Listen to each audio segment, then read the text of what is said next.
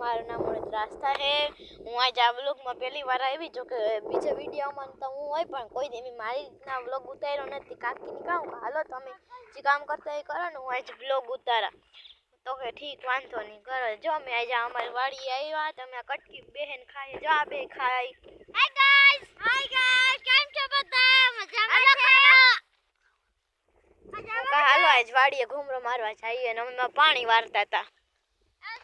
જો આ ધાણા છે અમાર પાસેના ખેતર વાળાના, ઓલું અમારું ખેતર હે તો એવું છે। આમ બધી આ જો સંતરા છે, આ સંતરા સકરી તમારે ખાવા હોય તો હાલો।